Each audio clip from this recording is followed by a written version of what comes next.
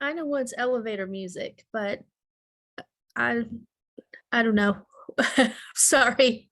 I know. I'm sorry it's so silent. That'd be so cool to have, honestly. Elevator music. You got plenty of time to plan for next month. Yes. Yes, we'll get that on the list of things to make sure we get included.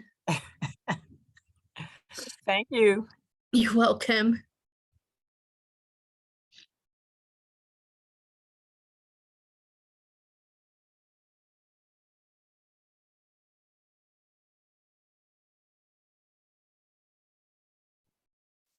Good morning. Morning. I heard the request for elevator music. Olha que coisa mais linda, mais cheia de graça, ela menina. It's always Girl from Ipanema when you're on the elevator, right? It's a good one, yeah. Is awesome. That is so That's the awesome. real version.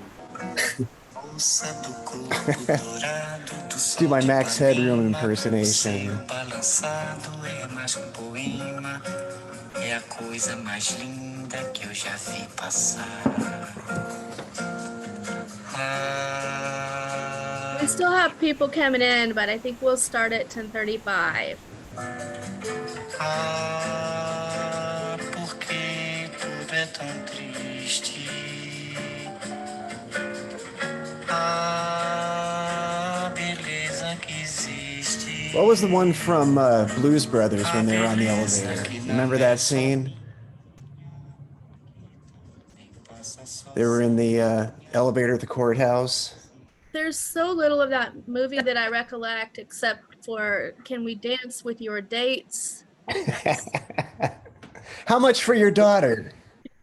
But they did do Ipanema in Blues Brothers, I believe. Okay. All right, it's 10:35. I say we go ahead and get started for the sake of time. Wendy, thank you. So welcome to everyone for our January meeting of the Kansas City Coalition for Digital Inclusion. I'm Leslie Scott. I'm the program manager for digital inclusion at KC Digital Drive. Pinch hitting for Tom Esselman, who was scheduled to facilitate today, but had a conflict. So I am the facilitator of last resort today.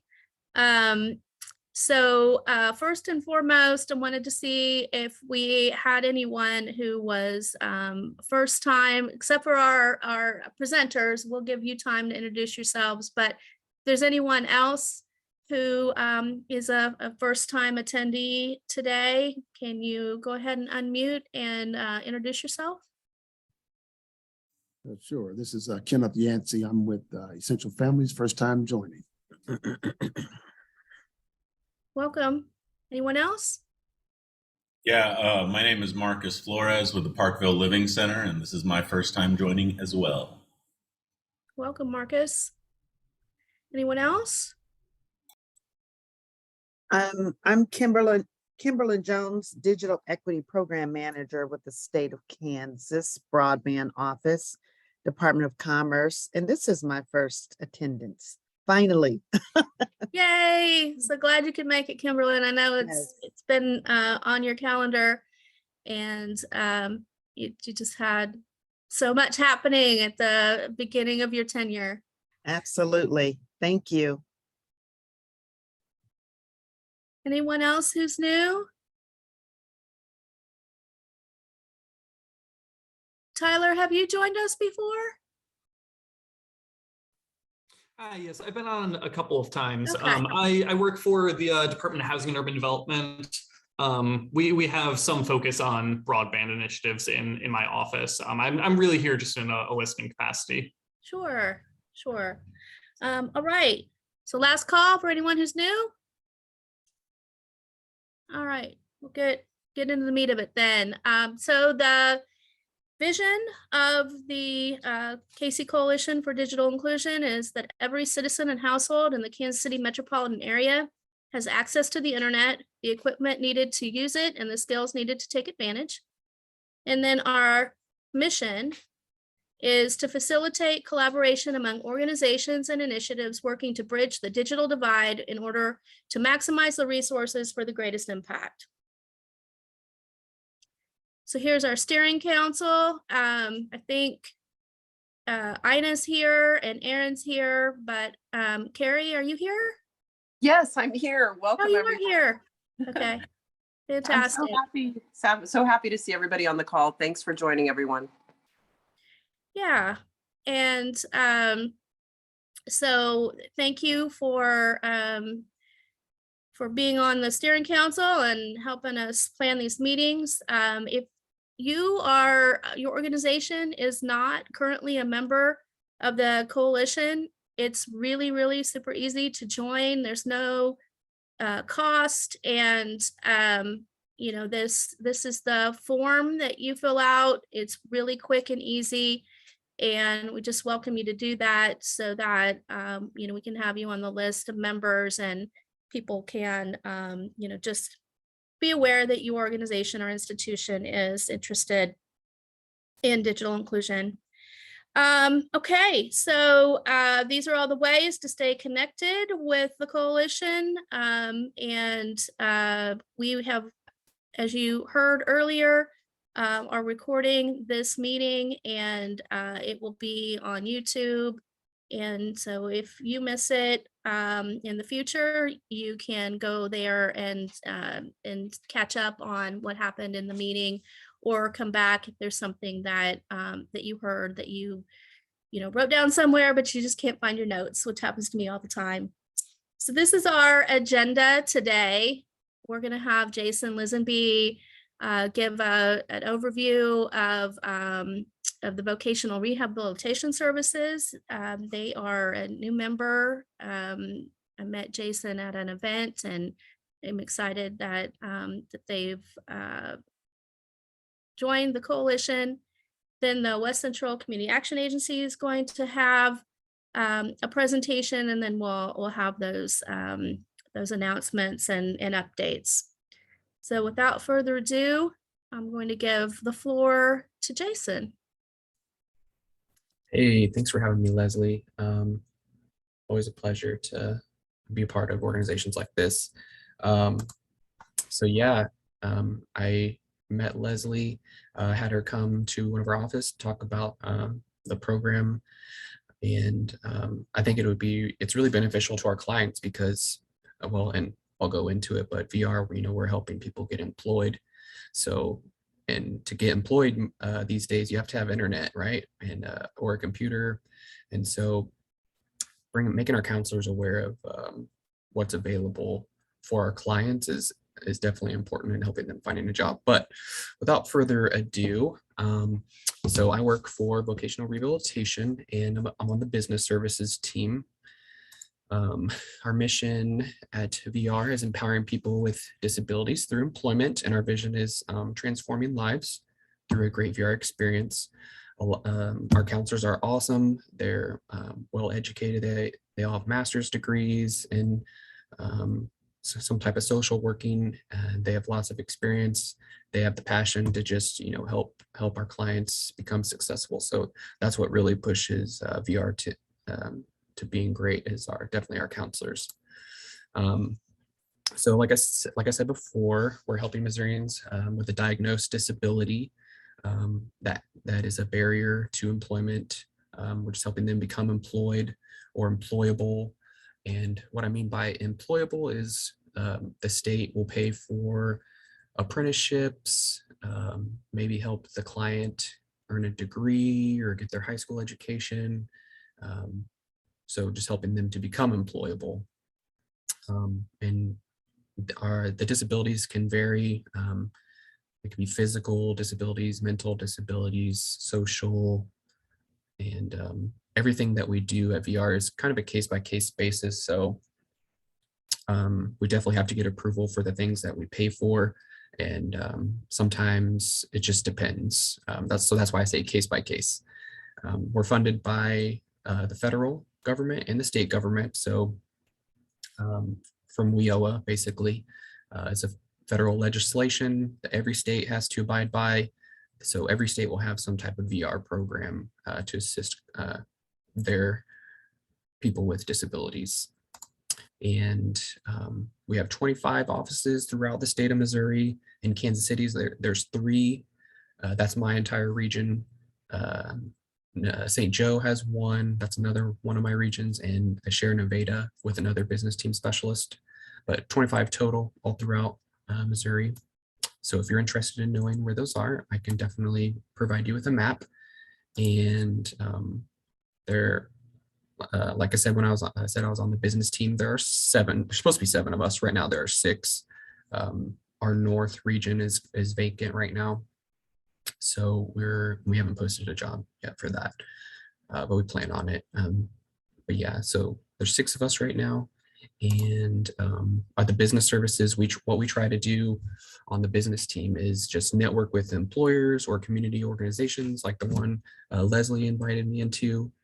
And we try to just be strategic connectors for our counselors, as far as being a resource on whatever their clients' interests are. So if they wanted to go work at Honeywell, I have a resource at Honeywell I can connect with and talk about possible employment situation for that client. Apprenticeships, we partner with those. The Builders Association, got a good contact with them. So just being there to help our counselors. We're marketing. The business team also markets our VR services. So joining an organization like KC Digital is beneficial because I'm here marketing my services to you guys, right? And I'm also part of Missouri Association of Workforce Development and the Missouri Rehabilitation Association. So I'm just out in the community, joining organizations and helping, obviously, to, if I'm a part of something, I'm going to help grow it if I can. Business team, we're also providing on-the-job training for clients and students. So we'll take them out to the employer, give them a tour, try to help them understand like what an 8-hour day is, or whatever a 4-hour day is, part-time or full-time.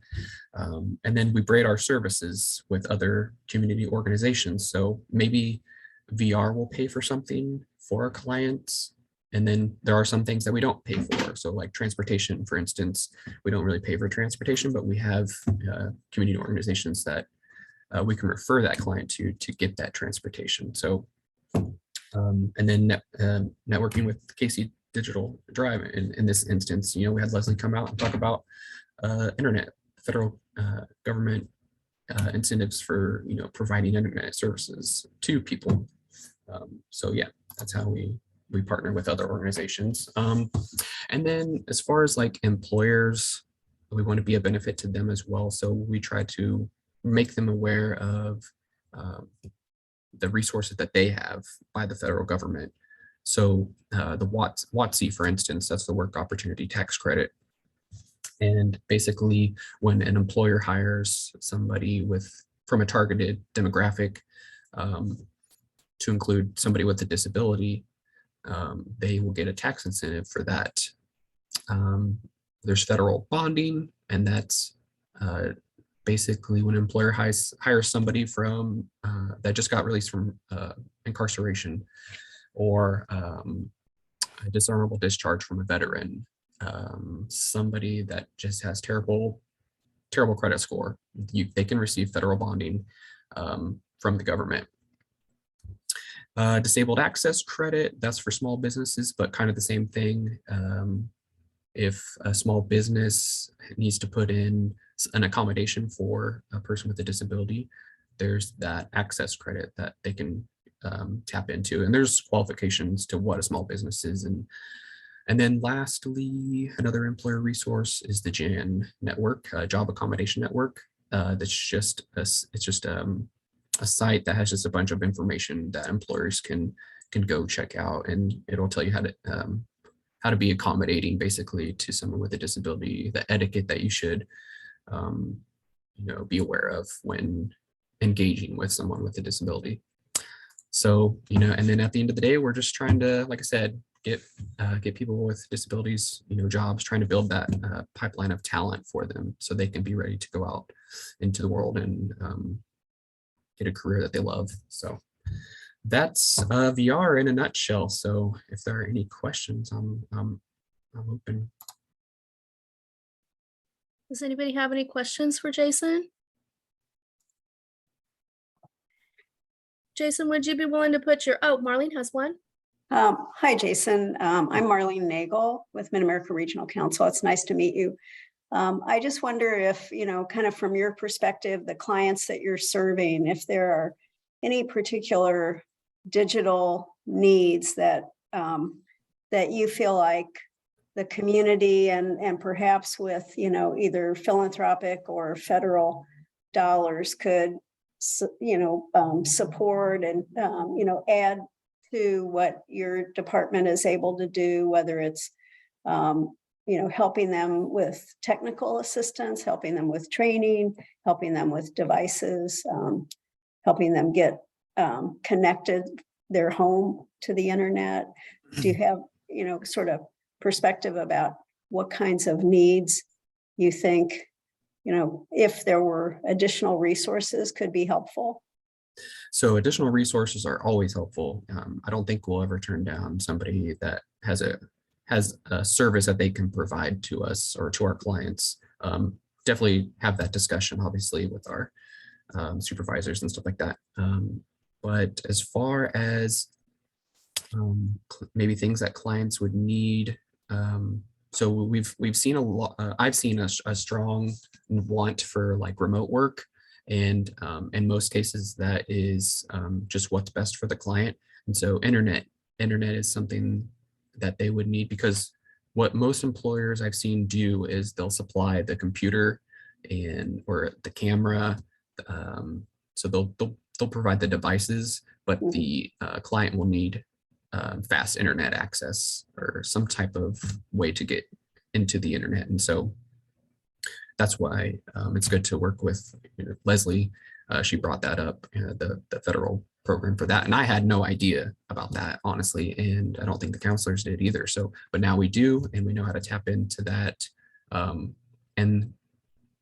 yeah, so basically that's what I've seen recently, is just making sure that they have good internet access. Great, thank you. Does that answer your question? Yes, okay. Thank you. Any other questions for Jason? All right, Jason, if you wouldn't mind putting your email in the chat, maybe if somebody has one, wanted to connect later, then they'd be able to do that with you. Absolutely. Thank you for your time. You're welcome. All right.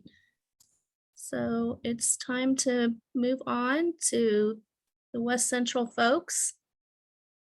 So if you want to go ahead, and while you're doing that, I wanted to just pause and see if anyone else new joined us who has not been at a coalition meeting. Anyone else? All right. Taylor, are you ready to go? Yes, I'm trying to figure out how There to you get it are. on Okay. my slideshow here. Can you guys see that?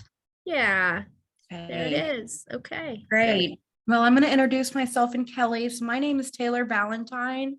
I'm with West Central Missouri Community Action Agency. And today I've got Kelly Knepp with us, who is our Senior Service Coordinator.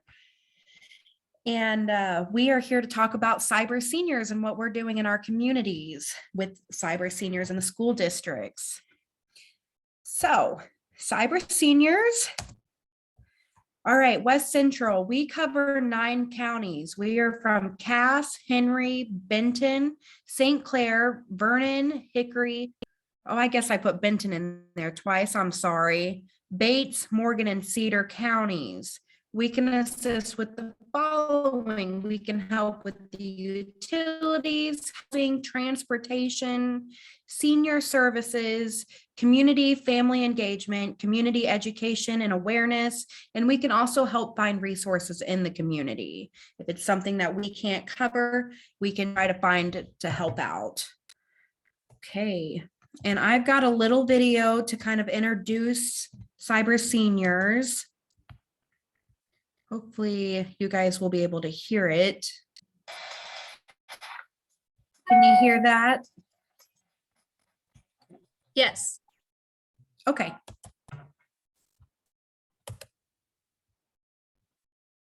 Is there anything you would want to learn from the internet? Could you explain a bit about this Facebook. something Okay. and you having to be a friend? Typed in www.email.com. Yeah, that's the problem. Have you ever heard of YouTube? Yes, I've heard of it, but I have no clue as to what it means. How many people here have used a computer? Well, we have some teenage volunteers who are willing to teach you how to use the internet. I think I'm too old. Hope you have lots of patience, Henry. Today we're going to go on Facebook. Do you remember how to get there? Well, I think I just, no. All these things that I never even dreamed about. I love it. Welcome to a whole new world of information. Every time we're together, Troy just wants to watch cooking tutorials on YouTube. There's a big game called Minecraft. Maybe we could cook something that looks like one of the characters in Minecraft. Hi, everybody on YouTube. We should have you doing a music video. My teeth are as fresh as hot popcorns, my OG teeth. All of the other seniors are so inspired, so we're going to have a contest to see who gets the most views of their YouTube video. Hello, YouTube. Hello, YouTube. Hello, YouTube. Today we are talking about travel. Music. Sisterhood. Million Evelyns is beating mine. I need more hits on YouTube. This is the big moment that you've all been waiting for. The first prize winners of the Cyber Seniors competition goes to... We all know how difficult it is to learn something new, but we really do feel that it can change your life.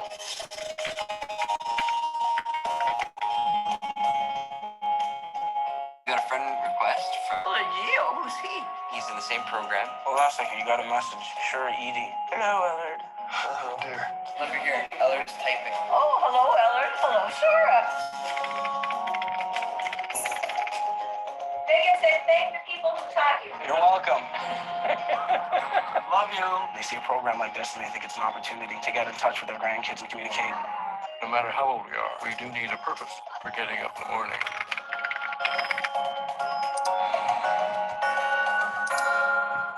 Is there anything you... All right. So that's kind of an introduction on what Cyber Seniors is and what we can do. So Cyber Seniors is a free technology class offered to the community by West Central and other engaging partners in rural communities. Senior citizens are mentored by high school students to learn how to use their technology device of their choice. The classes involve the features of the smartphone or a tablet. Sometimes they bring in computers and want to learn how to use those. We can help them set up various social media accounts, so a Gmail, a Facebook, YouTube. We can help them learn how to video call or use Zoom, or even Facebook Messenger is a big popular thing. And we can help them set up telehealth appointments. So recruitment of school districts and community partners. We like to start with partnerships in the community, different buildings or different people that want to host and sponsor a Cyber Seniors class. We then partnership with the school district and how they can tie the program into the school curriculum. If the school cannot tie the curriculum, there is a possibility for summer mentorship opportunities. The recruitment of the students. The school district promote the opportunities of mentorship for the Cyber Seniors program, and it is available to junior and senior class students. School district opportunities. The school district can include it into the curriculum. For instance, Belton School District, the Belton Learning Academy, I'm sorry, they have actually tied Cyber Seniors into their junior and senior school career program. Community partnerships. The Belton School District has partnered with West Central and the St. Sabina Center to host and facilitate the classes. West Central facilitates cyber seniors, which will lessen the workload on the teachers. The only responsibility that the school district has is to recruit the students that are interested. There is community involvement and family involvement in this. There's a lot of positive outcomes. We have a good turnout for students. There are lower absentees. There's a positive student achievement, better civic engagement, fewer discipline issues, and higher graduation rates. And this also connects the students with real world opportunities. Student opportunities. The students do become digital mentors. They are basically teaching the class. The very first session, they work with our IT director on how they need to go about teaching the seniors on how to use their technology device. And then we let the students take over from there. There are lots of volunteer opportunities to discover new career possibilities.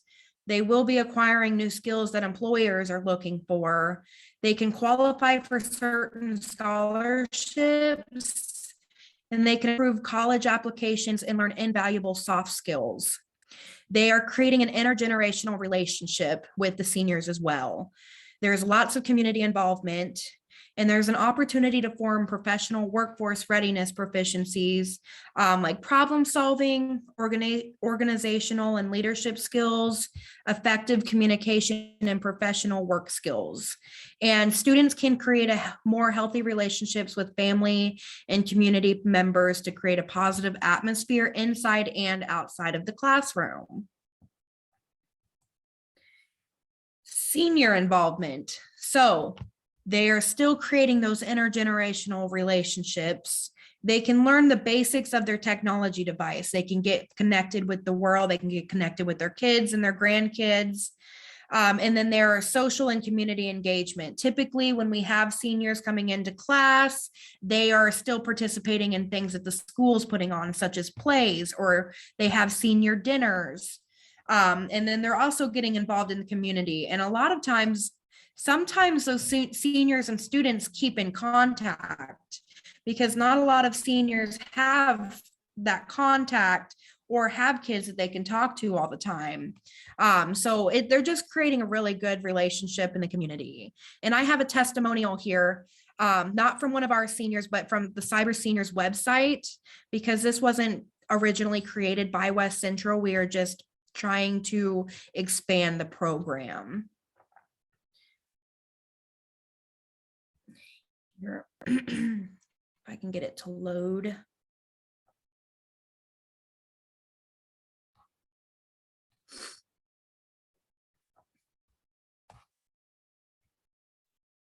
Sorry.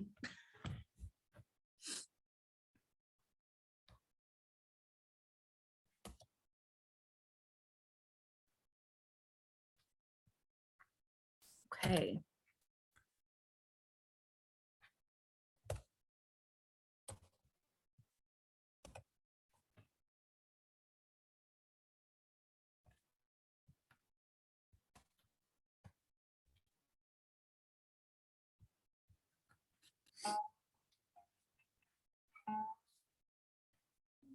It's just a standstill because they've had to close the common room, which is where the computers are, where we study, because we can't stay 6 feet apart in the common room.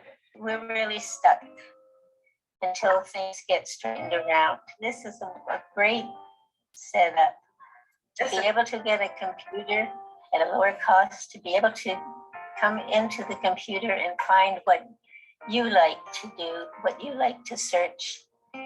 It's great. And then you can shop too if you want to do your banking online. There's so many things it offers you. And I'm so glad that there is Cyber Seniors, really. Especially, as I said, for seniors who are alone and limited. We have to spread that news.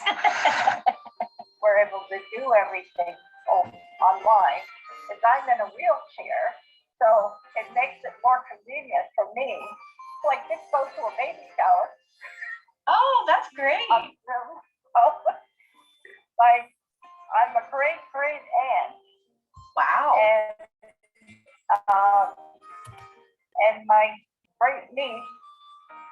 was expecting, and they live down in, her and her husband live in Tennessee, so that's how we had the shower. I just thank Nancy plus all the sponsors for giving me a new computer. All right.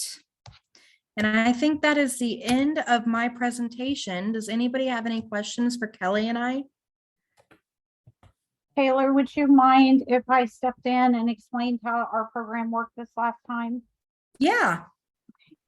So we have, as Taylor stated in her presentation, we have teamed up with the Belton Learning Academies, which is a part of the Belton School District, and the St. Sabina Health Center, which just happens to be across the street from the Belton School District, which makes it very convenient for the students. The last session we had was just right before the first of the year, actually right before Thanksgiving is when we had our graduation. And the picture on this slide is some of the participants at the graduation ceremony that we had after the program. So the Cyber Seniors program is an intergenerational program to teach seniors tech by students.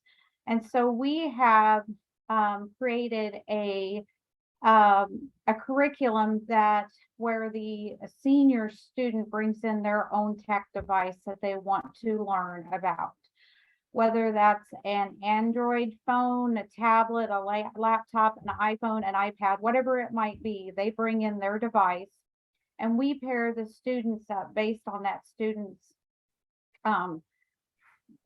experience working with those devices.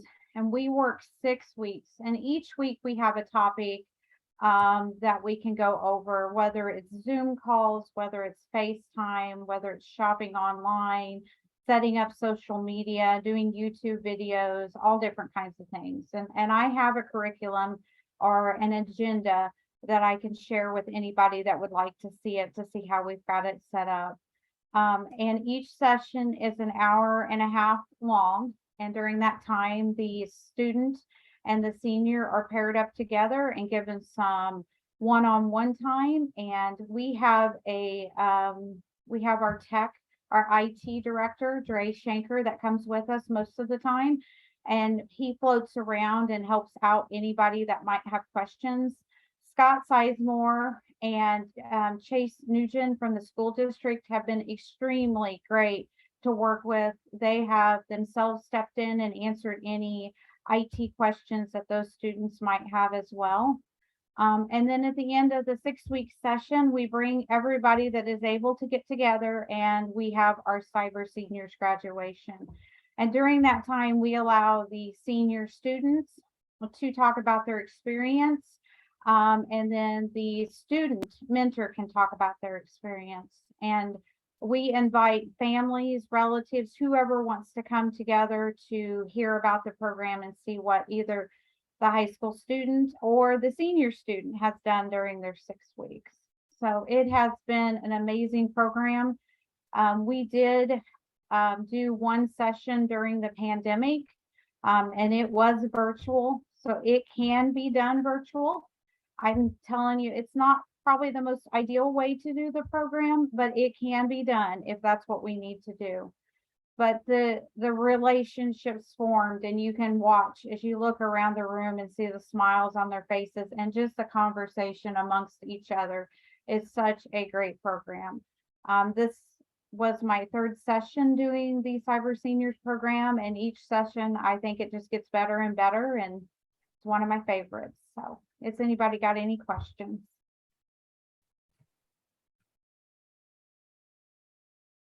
I think we're all just still I have a question. inspired by the video. Joe, you have a question? Yeah, and thanks for the presentation. It was fascinating. And I'm with Link, and we work with schools, caring communities, but not in your territory.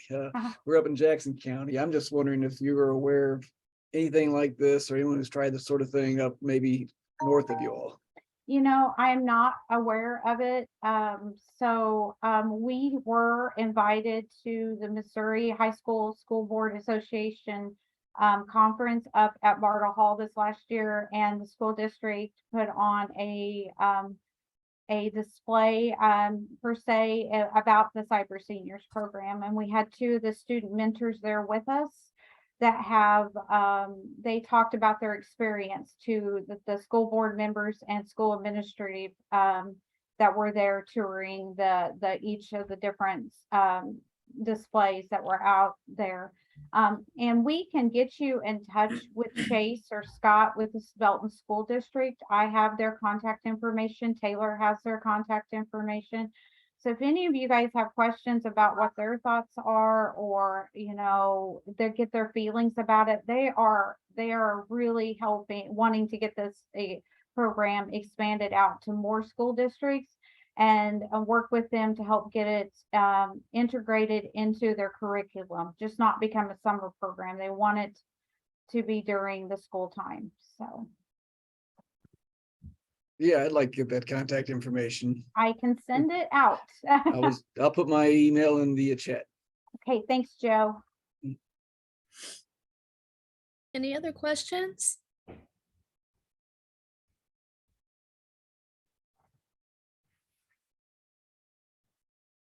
You all may or may not be able to answer this one, and so you know, it's fine if you defer, but I'm just curious to know if you have an estimate on what it costs to start one of these in your organization. I don't know if I truly can answer that. I'm not really the numbers person. So I do know that for costs for us, we do not provide any of the devices. We just provide staff, and staff time is what we provide. And then as Taylor had talked about, we partnership with other community organizations to have bring in the program there, and then the volunteers are the students from the school. So thank you. Kimberlyn? Yeah, do you know of any sister organizations over in the state of Kansas? You know, each state has a community action agency. So we are one of 19 here in the state of Missouri, but each state should have a community action agency that covers each and every county in the state of Kansas. I'm not for sure if any of those community action agencies are doing the program or not. The Cyber Seniors program is actually a national program, and they do have their own website that you can go into and look into, and they may be able to help connect you with other partnerships there in the state of Kansas that might be doing this program. Thank you. Anyone else have a question? Just a quick question. So I'm the Community Action Agency here in Kansas City, Clifton Campbell. Do you know if he offers this particular program? You know, I'm not for sure. I'm sorry. I'm not for sure. Okay. It would be something to ask. Yeah, it would Yeah. be. And you know, if there was anything that Taylor or I could do to help them get that started, I know that we would sure love to work with our sister agencies to help get this going. Okay, thank you. I will put our contact information in the chat for anybody that would like to contact us. I just wanted to basically give you a shout out for the work you're doing. I feel like this is, you know, especially here in Kansas City with the library, we really focus on, you know, low income families and, you know, populations that are historically marginalized. But I feel like this kind of service for seniors is so critical, and especially during the pandemic, you know, I think it probably saved lives. You know, the loneliness that these people were you know, dealing with, and the isolation, it's just so critical. So great work. Thank you. Thank you, Wendy. It's great work. And what we found out in our area here, we've got a population of about 18,000. About 4,000 of that population are seniors actually raising their grandkids. And so I can kind of see a connection here. And so I'll definitely reach out to Clifton and go to the website to see how we can get you guys involved, you know, in our urban core with that model. The model is fantastic. It's a fantastic model. So thank you for sharing. You're welcome.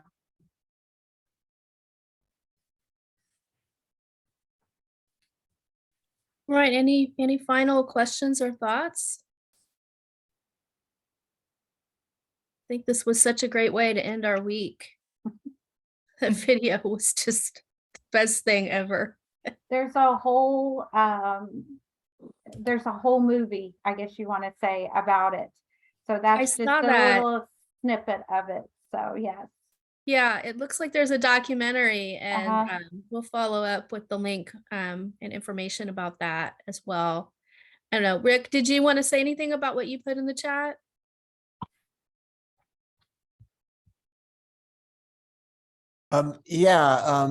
This is reminding me of the Granny Cloud. Have you run into the Granny Cloud in your work? I haven't. We've heard the granny pads, but I've not heard of the granny cloud. And actually it's a project that's closed now, but it's kind of the reverse of what you're doing. Sugatra Mitra, I believe, is the guy in India that created the program, and he has grandmothers from England that connect with school children in India.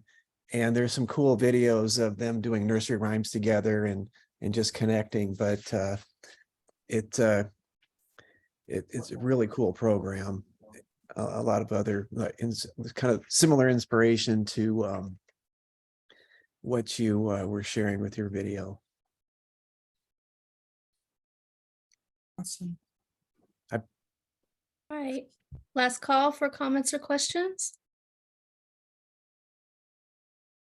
Okay, we'll move into our announcements and updates. I think Adam, you're up first.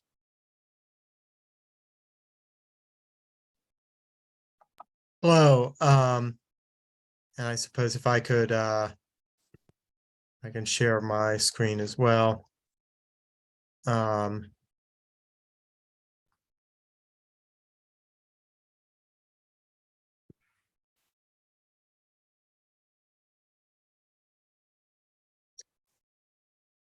So I was asked to come in to talk a little bit about the status of these new Federal Communication Commission broadband maps. They've been released relatively recently. They're meant to show each location in the state of Missouri and the entire country who does and does not have what levels of broadband. We've been engaged. We've been trying to sort of kick the tires on these maps. We've had a lot of people getting in touch with us to file challenges. We're sort of moving on. Today's a kind of a big day. So today is January 13th. This is the last date at which challenges can be filed that will affect the total allocation that the state of Missouri receives under the Broadband Equity Access and Deployment Program. That's a potentially more than $1 billion coming into the state of Missouri, but the precise amount of money to build out broadband will depend on the number of unserved locations that appear on these maps. You know, I think people who have been on these, people who were on our regional call may have seen these numbers before, but this is sort of how the level of service available across some regional counties compare. We can fund projects in unserved and underserved areas. We get funding for unserved areas. I also think those areas with only one provider are interesting, just because that suggests the level of competition, the level of options that people are going to be able to have in those areas. It's interesting, you know, comparing the St. Louis and Kansas City area. It is interesting how much slower the number of single provider locations is in the Kansas City metro. Of course, there might be problems with the maps, so this may not be totally, there could be problems with the maps, but there's a very large portion of the St. Louis metro that just has one provider compared to the number here. You know, so we are interested in trying to make sure that the map is accurate and using it to target the locations that we need to serve through our broadband programs through the Broadband Equity Access and Employment Program. Some things we've done as part of that process. So the reason my voice is maybe a little shot right now is that I have been on the phone. Basically, everybody in our office has been on the phone more or less nonstop this last week. Some news stories were put out there with maybe a little imprecise, saying you had until the end of this week to call to get free internet. We got a lot of calls, as you can imagine. And in some ways it was good in terms of getting people to engage with the challenge process, but it has been a little overwhelming for our office, which is really not set up to be a call center of that volume. But I think so far we're getting back to people, and we think a lot of challenges are being made to that form. Very high level of, so we're happy with that level of engagement. We sent out little postcards to locations with just a single provider where we think we see patterns of misreporting. So we have those addresses, and we were able to send out a large number of postcards to those people to encourage them to participate. Had an interesting moment, an interesting call this morning from someone who got one of these postcards. It was like a celebrity called me because she was from this little pocket of homes behind Normandy High School in North St. Louis County that is a very anomalous area with bad internet coverage that I have been curious about for a long time. It was a very special moment for me to see that, to be in touch with somebody from that area and to help her think through the process of how she could file a challenge. We've targeted zip codes where we also think we see patterns of misreporting on Facebook. Outreach to, we've reached out to people who work with the Missouri Housing Development Corporation, for instance, property owners, usually multifamily across the state, to encourage them to participate. We saw a very big response from that. Radio ads, and we've had a lot of coverage this week. So we're hoping that this helps bring in funding to the state, helps people get a detailed look at the map. It also it has given us a better sense of where the problems are.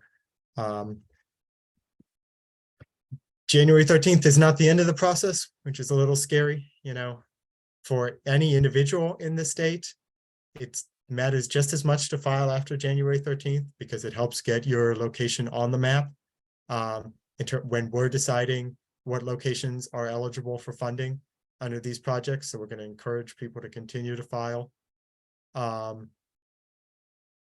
will be a point where we will have to conduct our own challenge process, where we will say not just the speeds that are available at a particular location, but we will say, based on our understanding, this location is or is not available for broadband funding. So once the BEAD funding comes in, before we send any of it out, there will be an opportunity to challenge particular locations and say, you've said that this is an unserved location, but that's not correct. You say this is served or underserved, and that's not correct. So this is not the end of the process, but it's an important stage because it will determine the size of that pie that we'll be dividing up. There is a new location fabric, improved as of December 31st. We got that sometime after that date, and I have had very little time to play around with it, just given everything else going on with the challenge process. But I know there were some people in the area concerned about some of these details. So I'll note we did have an upward shift in the number of broadband serviceable locations on that new version. Lots of change in unit counts for those locations. I will sit down and try to figure out exactly what that change looked like, but a problem that I've seen and I know other people have seen is issues with the unit count field there. We'll also be able to start looking at non-broadband serviceable locations. There's a data file that includes that information. So those are things like schools and hospitals that don't subscribe to mass market broadband. The challenge is these additional 20,000 locations will have no opportunity to challenge before the allocation goes out. So those locations will go to providers. Providers will say whether or not they serve them, and there will not be enough time after they indicate that for us to intervene in any way. So which there was some way around it, but there's absolutely no flexibility on this. Everybody, we were sent a bunch of emails yesterday with update about, with a subject line, update about January 13th deadline. And the update was, it's still January 13th. Get your challenges in, which was a little bit perverse. So that's the information I have about the challenge process now. Now that we have maybe a little bit of breathing room, we'll be able to play with these figures more. But I think we hopefully we're at least holding our own and making sure we're protecting that allocation compared to other states. And then we can start moving on to actually getting this money out to people and improving the internet service around the state. Thanks, Adam.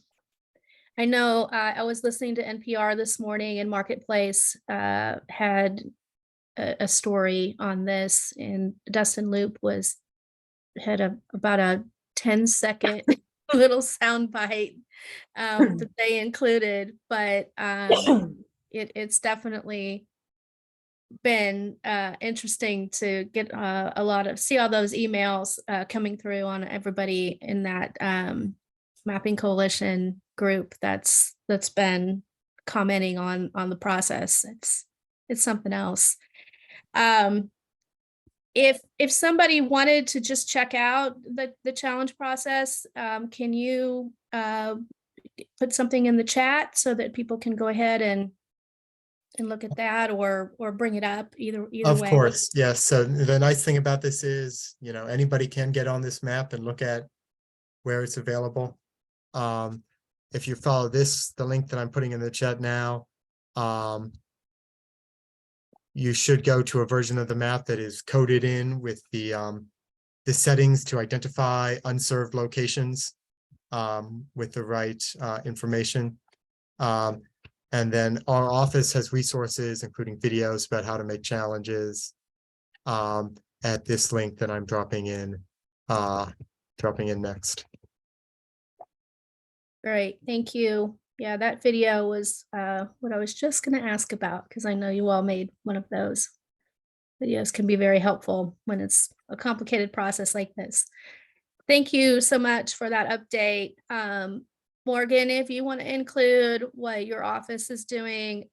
So Adam is with the Missouri Office of Broadband Development. Morgan with the Kansas Office of Broadband Development is up next. And if you want to include what you're doing as well on the challenges, feel free.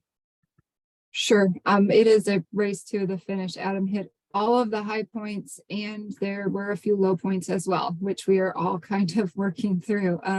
I spent several hours yesterday on the phone with just folks who were truly trying to challenge the map and improve internet service. And it's just, I really feel for everyone trying to do it, because it is a process. And if you are not familiar with navigating processes, it can be difficult for those trying to do it. So all of you reaching out to your friends and neighbors and helping folks do this, I commend you, and just know that it's appreciated and important work.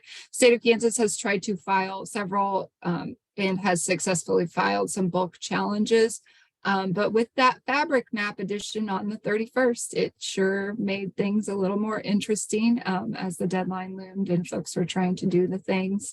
So we've been doing social media and reaching out to our different networks, much like Missouri, but it's really important. So if there is anyone in your network who might not have heard about the Fabric Map Challenge, I encourage you to reach out to them as well. So really quickly, I think Leslie mainly invited me here to share about our upcoming broadband summit, to invite you here from the state of Kansas. So as some of you may know, the BEAD and digital equity work is kicking off in a lot of different states. Kimberlyn, our digital equity program manager, is about to go on a grand state tour with the rest of us. And to kick off that work, we are doing a broadband summit. next Thursday, and you all are all invited. I know some of you have already registered, but we are thrilled to have several sessions that talk about digital equity, talk about infrastructure and reality, workforce skills, application, what that looks like, and the lens of several Kansas perspectives. We're going to have a TED Talk kind of in the middle to share about what it looks like, digital equity from different spaces, education, Hispanic, the AARP folks are going to be there, and several other folks. I'm going to drop the registration link into the chat, and I will share. I wish we had the capacity to offer virtual sessions. I do apologize. I understand that. Yeah, I wish we did have the capacity to offer virtual. Unfortunately, we do not. But I would watch our website. Chances are, if we have materials available to us, we will share them out. So please know that this work is not just going to stop after the summit. Additionally, I would share very own KC Digital Drive will be there over lunch. So, you know, I mean, Aaron always draws a crowd. It's my plug for them. Should be really good. I'm excited to hear from the different panelists on Digital Drive to Digital Equity. We have Angela Ty Bennett from the NTIA, which is the National Telecommunications Information and Administration. She's going to be our keynote, but she will also be on a panel. Very own Topeka's Lazone Gray will be there, state librarian, and Jeremy Hegley from the FDIC. That's kind of our keynote, and then our keynote panel to kick off this conversation. But I will share, we are at 250 registrants at this point, and that is the maximum capacity for our lunchroom. We are still taking registrants, but just acknowledge that you will have the opportunity to go for an open lunch somewhere. So we invite you to join us for part of the day, all of the day, whatever is most convenient for you, but we are excited about this event and doing this work. Questions?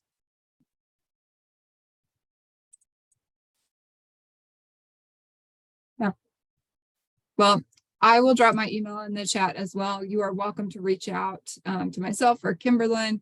We are Team Kansas with Jade, and we just hired a couple more folks, so you'll get to meet them at the summit as well.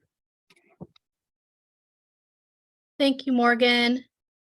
All right, Travis, you want to go ahead and give us an update on the work that you've been doing with Marlene at the Mid-America Regional Council? Sure thing. Hi, y'all. It's good to see you. As you know, I'm a city planner and I work for Vireo, we're a consulting firm. And so one of the things that we do is we focus on engagement and blend that with planning. And so Mark has asked us to assist them, along with some of their other teammates, on the KC Regional Digital Equity Action Strategy. And I'm going to put that link to our webpage in the chat. Today, what we wanted to do is Marlene and I are going to give a presentation. You'll hear Marlene doing most of the talking, and then I might chime in at some points to talk about what we've been doing, where we are, what we've heard from an engagement standpoint, share some data with you, and then we want to talk with you about what we are wanting to do with all of the feedback that we've collected and how we want to use that in the action strategy. And I know we don't have a lot of time, so we'll try to be as quick as possible. Marlene, I'm going to share my screen, and then you let me know when you want to advance. Okay. And then y'all keep listening, because we're going to have an ask of you at the end, okay?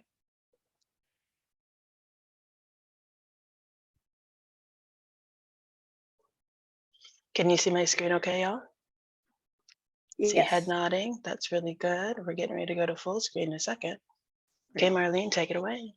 So as Travis said, we've been working, we started this with community partners mid-year last year with KC Rising, part of the Civic Council of Greater Kansas City, and the Federal Reserve Bank of Kansas City. Next slide. And our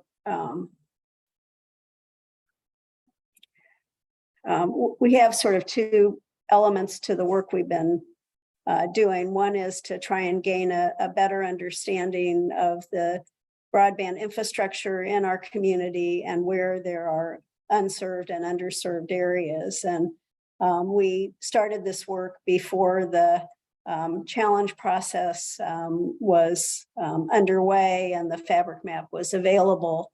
But we did collect information through the American Community Survey, the Census Bureau, the latest FCC 477 map, a map that is provided by the Federal Communications Commission with information from the ISP providers about the services they offer in our region. We had access to information from a private company, Geotel, on fiber and lit buildings across the region. And then we were able to look at speed test data from a company, Ookla, and had over 150,000 household unique data over a year's period. Next slide. And what we're still sort of finalizing from all of those data sources and our information is really trying to understand the unserved and underserved portions of our region. And this is obviously going to differ quite a bit from what the fabric map is going to show for the Kansas City area, but this shows areas that we believe are underserved. They either don't have reliable internet service today, or the service is below a standard that the FCC has said is really insufficient, the 25 download, 3 upload. And so, as you can see, it's mostly the outer line parts of our region, but as we zoom in, there are pockets in the urban core and some suburban locations. Next slide. And then the next one is underserved, and those are below the 120 standard. And as you can see, there are multiple areas, and this is based on census block groups. And so we have more detailed maps, and Black and Veatch is finalizing this, so these maps may change somewhat, but it begins to give us an idea of where perhaps we should be encouraging the targeting of additional services or the upgrading of services to improve broadband availability in our region. Next slide. And so this also gives you an idea of, we've got maps that show the location for each of the ISP providers and kind of where their services exist in the area. And we've done some work in looking at pricing, advertised pricing for the services, and the pricing and the speed varies quite a bit by geography. Next slide. So the equity plan is now sort of our focus, and Travis and her team worked quite a bit with us last year. We did a number of meetings, both virtual and in person, did a lot of collection of data. We did surveys and other things. And so the purpose of this work is really to engage you and many others in the community to better understand needs and opportunities, and to propose some types of projects for federal funding investments, so that we can provide helpful input to Morgan and Adam and Kimberlin and others with the states as they're putting together their equity strategy for the use of the federal dollars. Next slide. So these are some of the steps that we've taken and that we have underway. From talking to local governments and libraries and other institutions, and as I mentioned, workshops and public events, trying to understand best practices like the Cyber Senior Program that was presented this morning, and other things. Next slide. So we also had the opportunity to work with the Missouri Broadband Office and helped to host a couple in-person workshops last fall, and had a great attendance there. So we're trying to also understand the current landscape with organizations that offer assistance with connections, with devices, and with training. We've been having meetings with ISP providers to understand their current services and their plans for expansion. We are hopefully building good relationships with the 2 state broadband offices. And as I said, we hosted some workshops with Missouri. Next slide. So through the work that we've done with outreach, with meetings, with surveys, and and building on work that many of you and others have done, trying to understand the barriers to internet use. The 5 listed there are ones that we've heard repeatedly about: the quality of service and its cost, the understanding of plans, provider choices in some cases are limited, and language challenges. We also know the lack of devices, or the lack of appropriate devices, and training, that some households have to rely only on smartphones. While the ACP program has some acceptance in the Kansas City area, generally there's a lack of knowledge about that program. And then we know there's limited internet issues, access issues in older multi-unit properties in the metro area. Next slide. So the strategy plan that we're putting together based on the work that we've done, the input we have received, is sort of helping our local officials and community leaders and members really understand the importance of addressing the digital divide and digital equity, maybe building from the vision that Leslie started the meeting with today, and kind of helping to sort of paint the picture of where services are available, and where they are still needed. Next slide. Sort of how the plan will sort of describe what we have done to try and better understand barriers and disparities and lack of devices and training. And then we understand the importance of really focusing on special populations that have particular needs. And so we heard a little bit about older adults. We know and about individuals who have some disability this morning.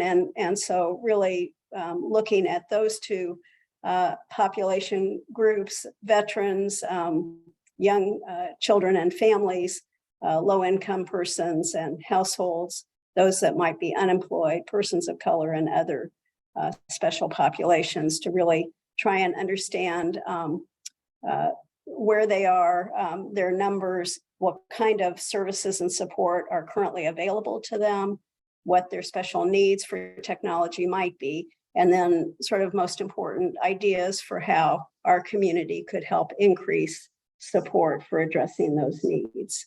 Next slide.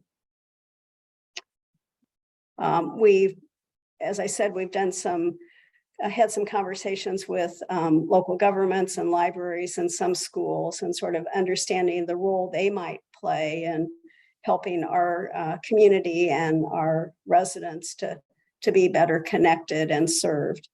And then we're hoping to outline approaches to address some of the barriers and challenges that our region faces, and come up with recommendations that could help support work by your organizations and many others, and hopefully putting our community's best foot forward for some of the federal funds that the 2 states might have available that the Kansas City area could apply for.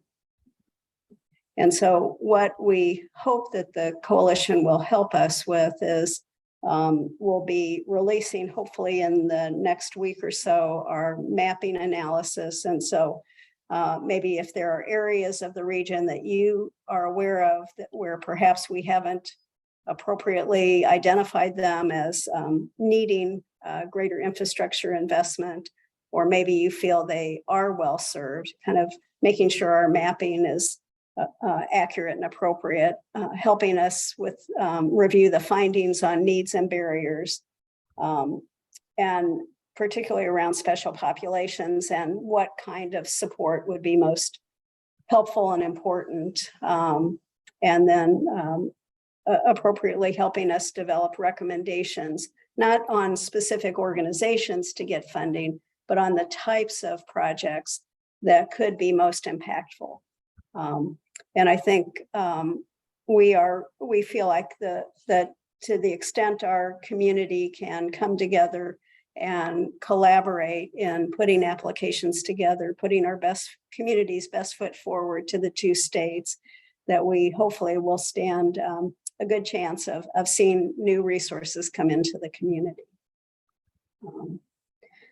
So I think with that, we're interested in seeing how we might best work with the coalition, whether it would make sense to ask the executive committee to help us in maybe identifying a group of coalition members that might be willing to help us with looking at various aspects of the strategy plan, whether it's the needs and barriers, whether it's the certain special populations, and then whether it's helping us in formulating suggestions on the types of projects or investments that we think are most needed. Travis, did I miss anything or? No, you didn't. I was in the middle of typing something to go into the chat, which is this. Okay. And I know that this is being recorded, so I really love it when the chat is kind of organized. And so I'm going to put a question in there for you all to respond to, which is if you're interested in looking at what Marlene said, the various aspects of this draft plan, which please note, we haven't written the whole thing yet. We've just been writing parts of it, and we've got to the point where we have an outline, and that's what we were able to share with you today. And so Marlene went over that, but we know that we need to dig into some areas of it. So the mapping is one, but also our special populations and their needs. Those are the 2 things that really come to my mind. And so if you're interested in helping kind of brainstorm and think through some of that, we would love to have your name and your contact information so that we can turn around and reach back out to you. So just give me a second, then y'all, if you're interested in that, then you just put your name and your contact. And just to add on that, and I don't know that we've talked really about our kind of format changes for the coalition meetings this year, Leslie or Ina or Carrie. I don't know if you guys are still on. I don't think we touched on that at the beginning of the session. Do you know, Leslie, if we've talked about that much at all? We haven't at all, I don't think. Oh, maybe, okay. Yeah. So it's a good entry. So a couple things, we met the steering council a couple times since our last meeting, and kind of want to roll this out. But I think we feel pretty good about this idea, but absolutely open to feedback, and would love people's thoughts. But we've been struggling a bit with sort of the in-person and hybrid, and we've tried a few in-person in the fall, and it didn't we didn't get a lot of people there, but we know that there are some folks that really still like to get together. So our plan is to do 2 meetings a quarter that are just Zoom, and then a third that is just in person. So January and February this year will be Zoom meetings. The March meeting will be an in-person meeting. I think June, September, and we'll do a holiday meeting. And then a couple other changes that we're looking at are one, starting to circulate the location of those meetings. And I think we've got a potential calendar, but certainly open, potentially this year, but definitely as we look ahead to next year to, people who want to host coalition meetings. And then also having the content and format of the meetings be a little bit different, whereas our Zoom meetings are really focused around information sharing and content delivery, and we have a featured presentation who is kind of our main presenter, and people come and usually do a PowerPoint and we answer questions. We want to design our in-person meetings to be a little bit more interactive and feedback oriented. And I think in March, we are looking at the state of Missouri broadband office, which had done a roadshow, and they were, did meetings in Liberty and Grandview last year, and they've done meetings like this throughout the state, largely focused on infrastructure. But they didn't really come and engage with the practitioner group that we have here, sort of as it's constituted. There were a lot of coalition members that showed up at those Grandview and Liberty meetings, but I think the conversation was a little bit different. And so we have invited J.R. Farthing. I think we'll probably lead that, but the rest of the office to kind of come and do their roadshow, but really focused to do it within a coalition meeting time slot and focused on more of the not necessarily urban core, but kind of the Kansas City issues in Johnson County and Kansas City, Kansas. Even though it's Missouri office, we definitely want the Kansas folks to come and join us, just to hear a little bit about what the experience is like in an urban environment. And that is the kind of thing that we want to be doing during our in-person meetings. And the reason that I bring this up now on the heels of Teresa's comment is because we also talked about doing an in-person session at some point on how we engage with some of these special populations that I think today was a great example of people who are serving older adults, and we definitely have had presentations. I think that's a place where we've got a lot of organizations within the coalition who do work with older adults, and we've had content presentations on that, but we haven't done necessarily a lot of sharing or looking at the gaps for how we serve aging populations. There are a lot of areas on agencies on aging. There are all the community action networks that do this work. We've had a couple meetings with some of the different city staff who are doing aging population work, and we could do kind of a deep dive there. I think that we are a little bit less well represented in terms of, say, the disability serving community. And so I know Leslie and some of her work and the work that she's done with Amanda and Travis have been reached out to a number of those organizations to kind of get a sense of what those gaps are and where we could kind of bolster our collective impact. Veterans, I don't know that we've done a lot on veterans. There are some other sort of specialized populations that Travis's work has been centered on that really feel like things that we haven't addressed that much. And so we're looking at doing a coalition meeting, one of these more interactive sessions within our normal spot, to where we can kind of come up with some action items, maybe do some inventorying. Maybe it may even just be, exercises around identifying some of these efforts that are going on that we all are involved with and know about, but just that haven't surfaced.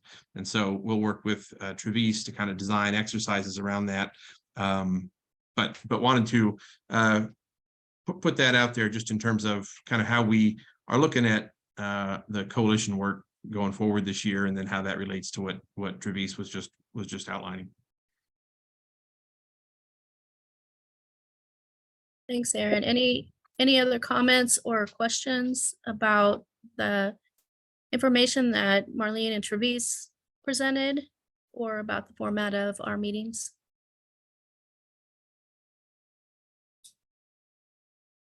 No, just one comment here. So we'll definitely make sure that Marlene and Travis, you guys are invited to our monthly Essential Broadband pilot update. We'll be having monthly updates. We have a lot of data that we're willing to share.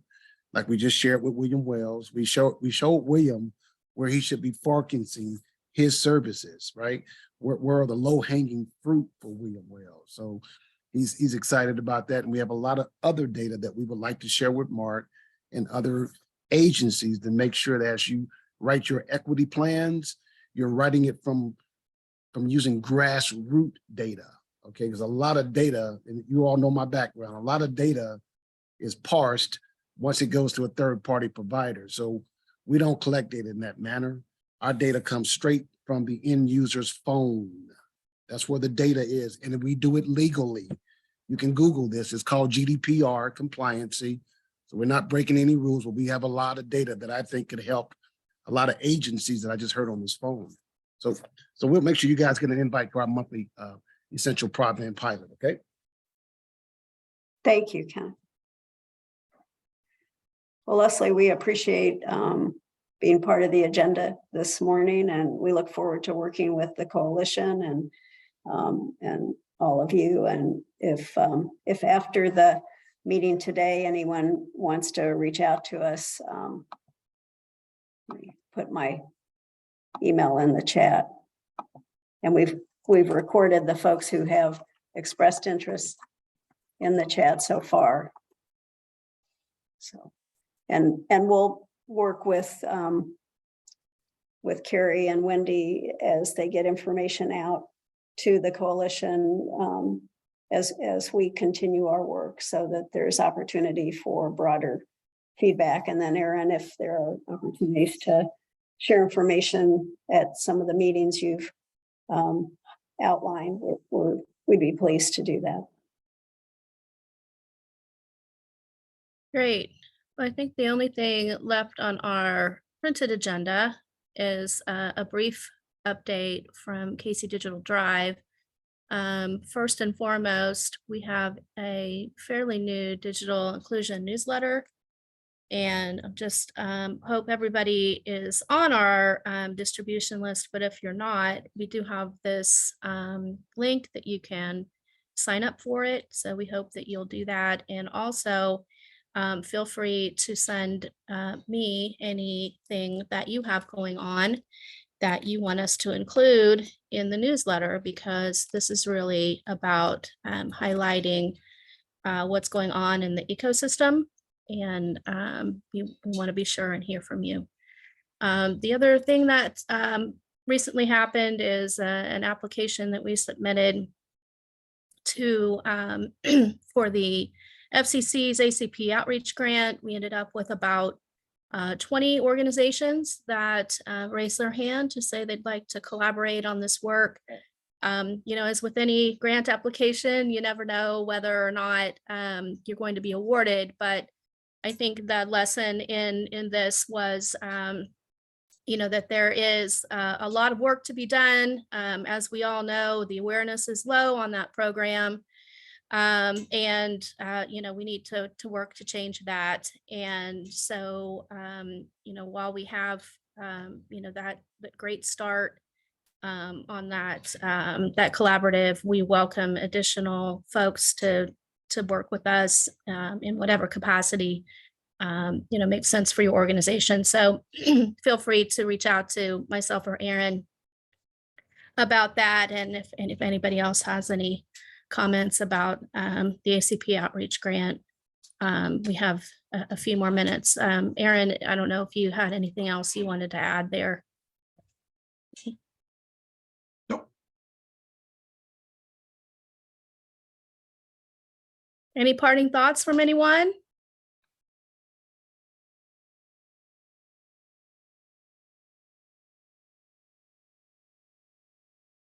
Nope, just again, our essential broadband pilot is going very well. We've exceeded our goal, and we will be having monthly updates. So if you want to learn or understand what's happening at the grassroots levels in terms of not just internet, but in terms of economic development, that's going to help a lot of people. Look out for an invite. I'd like to see you there. Great. Any other announcements? All right, well, I guess we'll give you 4 minutes back in your life. Have a great weekend, everybody. Everyone.